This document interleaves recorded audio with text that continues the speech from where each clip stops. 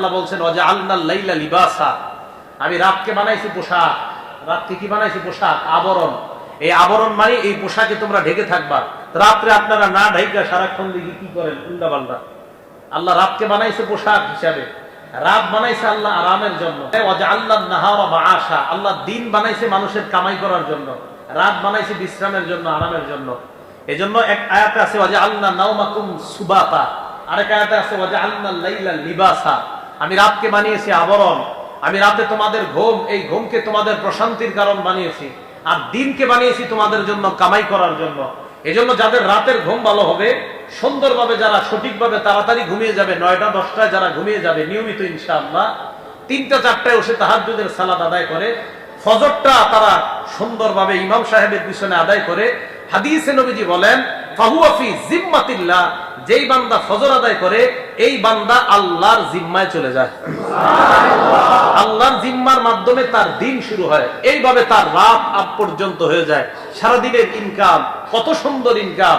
জোহরের সময় জোহর পরে, আসরের সময় আসর পরে, মাগরিব পরে, এশা পরে, এশার নামাজের পর দ্রুত আবার তাড়াতাড়ি নবীজির সুন্নাহ মোতাবেক এশার আগেই খানাটা খেয়ে দেয়।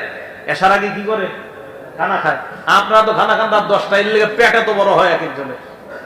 রাত 10টা 11টায় খানা খায়, খায়া তাড়াতাড়ি একদম সাথে সাথে বিছানায় মাথাটা লাগায় দেয়। তো পেট বাঙালিদের বাড়বে না কাদের বাড়বে?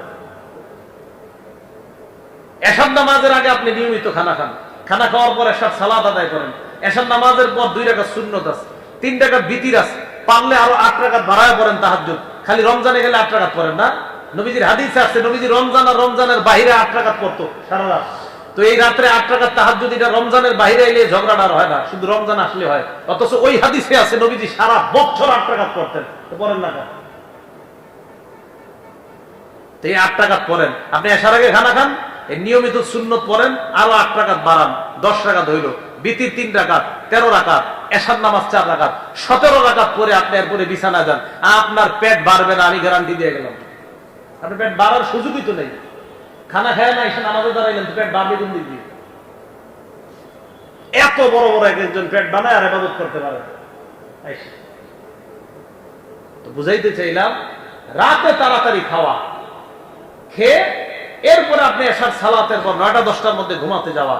নাসাই শরীফের 1787 নম্বর হাদিস শুনেন, নবী সাল্লাল্লাহু আলাইহি সাল্লাম বলেন মান আতা ফিরাশা, যে ব্যক্তি বিছানায় আসার পর ওয়ানাওয়া ইয়াকুমু মিনাল লাইল, ওই ব্যক্তি নিয়ত করে আমি রাতের বেলায় জাগ্রত হব।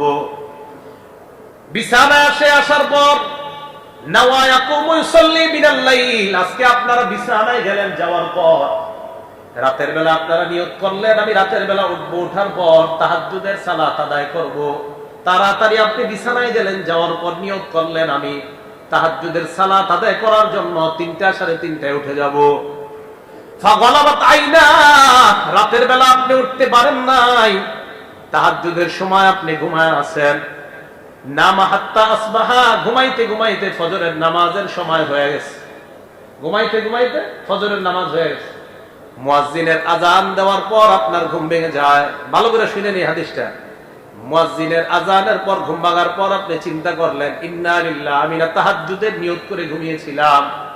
আল্লাহ নবী বলেন কুতিবা লাকুম মা নাওয়া, যে নিয়ত করে ঘুমিয়েছো তোমার আমলনামায় তাহাজ্জুদের সওয়াব লেখা হয়ে গেছে। প্রশ্ন হলো হুজুর আমি যে ঘুমাইলাম কেন? আল্লাহ নবী কয় কানাত নাওমুহু সাদাকাতান আলাইহি মিনাল্লাহি আযজা ওয়া জাল, এই যে রাতের বেলা তাহাজ্জুদের সময় ওঠার নিয়ত করার পরে উঠতে পারো নাই, ওই সময়ের ঘুমটা আল্লাহর পক্ষ থেকে তোমার জন্য হাদিয়া। এটা আল্লাহ আপনার ঘুম পাড়ায় রাখছে। তাহাজ্জুদের সময় উঠতে পারেন না, নিয়ত ছিল, আজকে থেকে নিয়ত করবেন। তবে শর্ত হইল সত্যিকার অর্থে নিয়ত, তাড়াতাড়ি বিছানায় গিয়ে নিয়ত করতে হবে। আপনি 1টা বাজে যদি নিয়ত করেন তো আপনি তো উঠতে পারবেন না, এটা শিওর। মোবাইল চালানো বাদ দেন, রাতের বেলা মোবাইল চালানোটা একটু কমায় দেন। মাগরিবের আগে মোবাইলটা ডয়ারে ঢুকান, অথবা অফিস থেকে আইসা মোবাইলটা রেখে দেন। রাতে আর মোবাইল হাতে নিয়েন না, ইনশাল্লাহ দেখবেন ঘুম ভালো হবে। মোবাইল হাতে না নিলে ঘুম ভালো হবে রাতের। মোবাইলের আলো, অন্ধকারের মধ্যে যারা মোবাইল দেখবেন আপনার ঘুম কেড়ে নিয়েছে এই মোবাইল। অন্ধকারের মধ্যে যারা মোবাইল দেখবেন এই মোবাইলের আলো আপনার ঘুম কেড়ে নিবে। এই জন্য রাতের বেলা মোবাইল বেশি চালায় না, ঘুম কেড়ে নিবে, এ আপনার ঘুম শেষ করে দিবে মোবাইলের যে স্ক্রিনের আলোটা। তাও বুঝাইতে চাইলাম, রাতের বেলা চেষ্টা করবেন মোবাইল না চালানোর জন্য। ইনশাল্লাহ আপনার 2-4-5 ঘন্টার ঘুমও, ওই ঘুম দেখবেন আপনার শারীরিক যে ঘুমের চাহিদার দরকার, ওই চাহিদা ইনশাল্লাহ আল্লাহ পূরণ করে দিবেন।